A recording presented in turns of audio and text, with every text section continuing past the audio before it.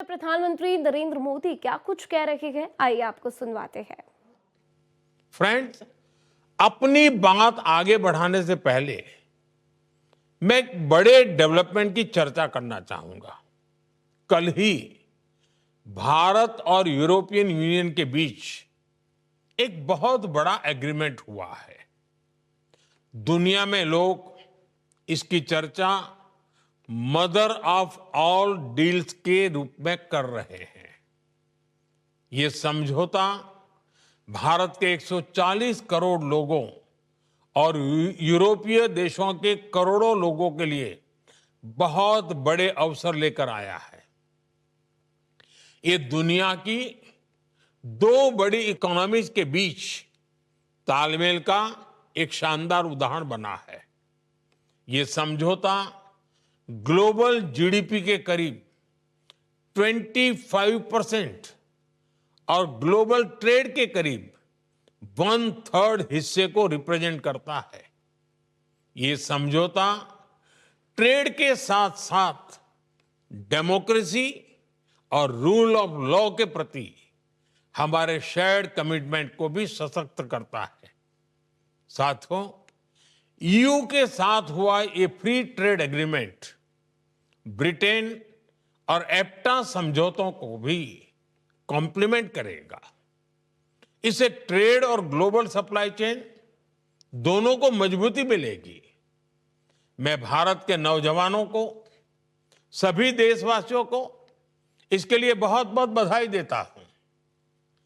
मैं textile, James and jewellery, leather and shoes ऐसे हर sector से जुड़े साथियों को भी बधाई देता हूं। ये समझौता आपके लिए बहुत सहायक सिद्ध होगा। साथियों, इस ट्रेड डील से भारत में मैन्युफैक्चरिंग को तो बल मिलेगा ही, साथ ही सर्विसेज से जुड़े सेक्टर का भी और अधिक विस्तार होगा। ये फ्री ट्रेड एग्रीमेंट दुनिया के हर बिजनेस, हर इन्वेस्टर के लिए भारत पर कॉन्फिडेंस को और मजबूत करेगा। साथियों, भारत आज हर सेक्टर में ग्लोबल पार्टनरशिप पर बहुत अधिक काम कर रहा है। मैं अगर एनर्जी सेक्टर की ही चर्चा करूं तो यहां एनर्जी वैल्यू चेन से जुड़े हुए अलग अलग क्षेत्रों में निवेश की बहुत संभावनाएं हैं। आप एक्सप्लोरेशन का ही क्षेत्र ले लीजिए। भारत ने अपने एक्सप्लोरेशन सेक्टर को काफी ओपन कर दिया है। आपको हमारे डीप सी एक्सप्लोरेशन से जुड़े समुद्र मंथन मिशन की भी जानकारी है। हम इस दशक के अंत तक अपने ऑयल एंड गैस सेक्टर में इन्वेस्टमेंट को $100 बिलियन तक ले जाने का प्रयास कर रहे हैं। हमारा लक्ष्य एक्सप्लोरेशन के दायरे को भी 1 मिलियन स्क्वायर किलोमीटर तक विस्तार करने का है। इसी सोच के साथ हमारे यहां 170 से अधिक ब्लॉक्स को अवार्ड किया जा चुका है। अंडमान निकोबार का बेसिन भी हमारी नेक्स्ट हाइड्रोकार्बन होप बन रहा है। साथियों, हमने एक्सप्लोरेशन सेक्टर में काफी रिफॉर्म्स भी किए हैं। नो गो एरिया बहुत कम कर दिया गया है। इंडिया एनर्जी वीक के पिछले एडिशंस में आपको भी जो भी सुझाव थे, आपने जो कुछ भी कहा, उनके अनुसार हमने अपने एक्ट्स और रूल्स में भी बदलाव किए हैं। यदि आप एक्सप्लोरेशन सेक्टर में इन्वेस्ट करते हैं तो आपकी कंपनी की प्रॉफिटेबिलिटी बढ़ना तय है। साथियों, भारत की एक और विशेषता है जो है एनर्जी सेक्टर में इन्वेस्टमेंट को बहुत फायदेमंद बनाता है।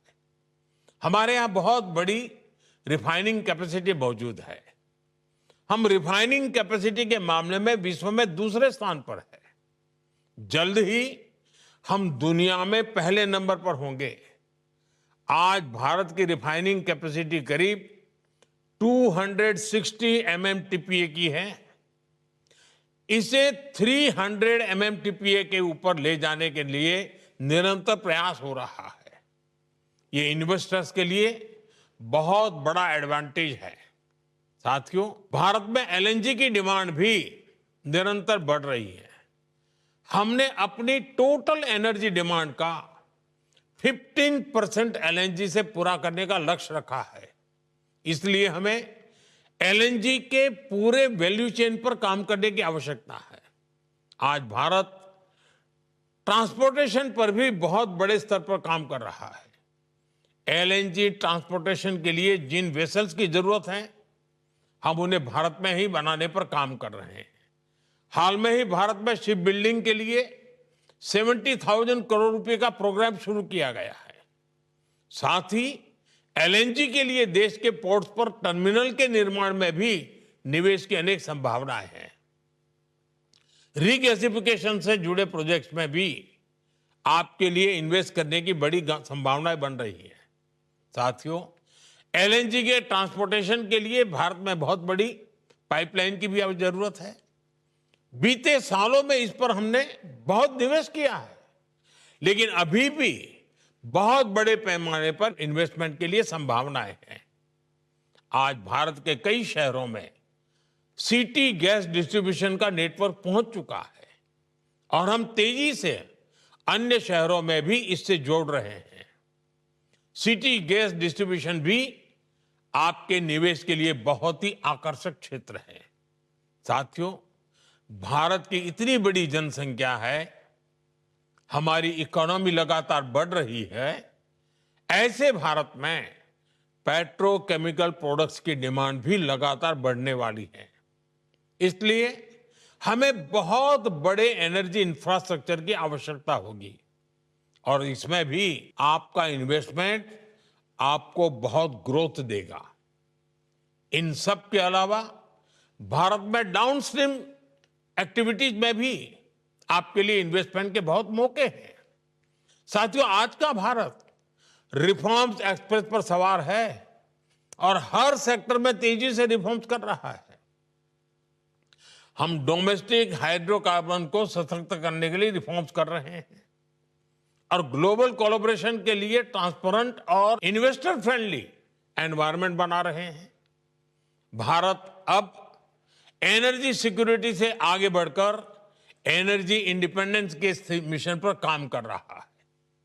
भारत एक ऐसा एनर्जी सेक्टर इकोसिस्टम डेवलप कर रहा है जो भारत की लोकल डिमांड को पूरा कर सके और एफोर्डेबल रिफाइनिंग और ट्रांसपोर्टेशन सॉल्यूशन से दुनिया के लिए एक्सपोर्ट भी बहुत ही कॉम्पिटिटिव हो। साथियों, हमारा एनर्जी सेक्टर हमारी एस्पिरेशंस के केंद्र में है। इसमें $500 बिलियन की इन्वेस्टमेंट अपॉर्चुनिटीज है। इसलिए मेरा आह्वान है, make in India, innovate in India, scale with India, invest in India. इसी आग्रह के साथ मैं आप सभी को इंडिया एनर्जी वीक की अनेक अनेक शुभकामनाएं देता हूं। बहुत बहुत धन्यवाद।